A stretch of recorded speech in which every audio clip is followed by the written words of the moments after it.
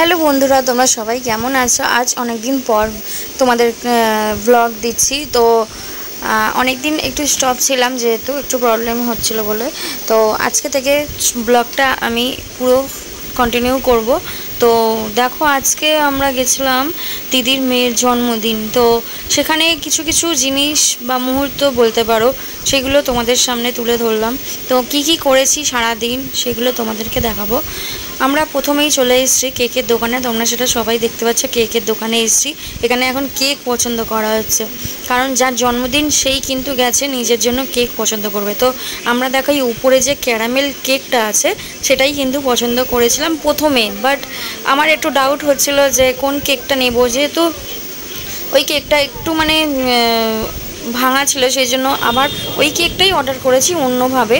ঠিক আছে, ওই কেকটা নেওয়া মানে নিইনি। তো ওই রকমই সেম একটা কেক ওরা অন্য জায়গা থেকে এনেছে, দিয়ে তারপরে আমাদের দিয়েছে।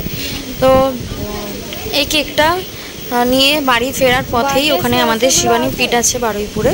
তো শিবানী পীঠের যে দেখো ঠাকুরটা, সেটাও আমরা তুলেছি। আর যেহেতু পুজো দিতে গেছিলাম, কারণ আমরা গেছিলাম ধরো 5:30টায়, আর পুজো হবে 7টার সময়।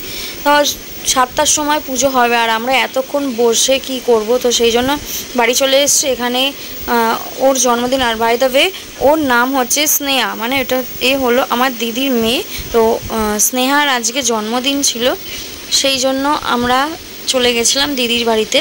তো দেখো, এখানে আমি কেকটা সাজাচ্ছি, আর আমার ছেলে তো মানে প্রায় ওটা খাবে বলেই অপেক্ষা করছিল, সেই জন্য খুব তাড়াহুড়ো করছিল। আর ও মানে লজেন্স খাচ্ছে বলে আর কিছু বলতে পারছে না। আর যেহেতু আমি অনেক মানে লজেন্স ওকে দিয়েছি যে খা, কিন্তু বেশিও খায় না, কিন্তু ওই অল্প খায়। তো কেকটা যেহেতু ও খায়, ওই জন্যই ও আগে দেখে নিয়েছে যে কি করবে। তো দিদির সাথে এখন ফটো চলছে তোলা। আর ও দেখো, ওর মুখটা একটু মানে কেমন হয়ে গেছে, অনেক দেরি হয়ে গেছে, আর ও খিদেও পেয়ে গেছে। তাড়াতাড়ি বাড়িও যাব, অনেক রাতও হয়ে গেছিলো, সেই জন্য আরও দেরির জন্য বা আমরা একজনের জন্য অপেক্ষা করছিলাম। তো সবাই আসলে তারপরে আমরা কেকটা কাটবার। এখানে আমার ছেলে তো খুব খুশি, ও হাততালি দিচ্ছে এখন তাড়াতাড়ি করে। এখনও কিন্তু কেক কাটা হয় না, এখন ছবি তোলা হচ্ছে। ছবি তোলা এখানে শেষ হয়ে গেলে তারপরে কেকটা কাটবো। আর অপেক্ষা করতে পারছিল না আমার ছেলে, সেই জন্য তাড়াতাড়ি করে ওকে কাটতে বলছিলাম কেকটা।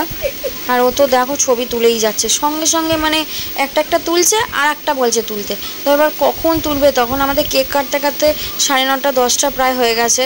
তো এখানে কেক ফেক কাটা হয়ে গেছে, আমরা এখন এসছি ডিনার করতে। আর ডিনারে ছিল স্পেশাল মেনু। আর আমার দিদি দারুণ ভালো রান্না করে, খুব সুন্দর রান্না করে।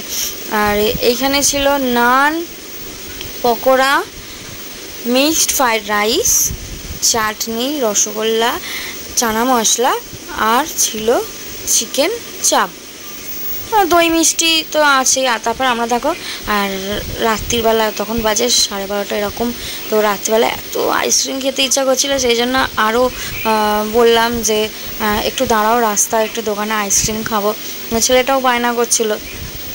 আর আমার বর যেহেতু এসে গেছিলো, সেই জন্য আরও তাড়াতাড়ি করে চলে গেছিলাম। আর এখানে দেখে এত মজা হয়েছে। তো সেই জন্য তোমাদেরকে ভিডিওটা দেখালাম, যে তোমাদের দেখে যদি ভালো লেগে থাকে তো লাইক করো, সাবস্ক্রাইব করো, আর পাশে থেকো। তো কেমন লাগলো ভিডিওটি জানিও। এখন টাটা।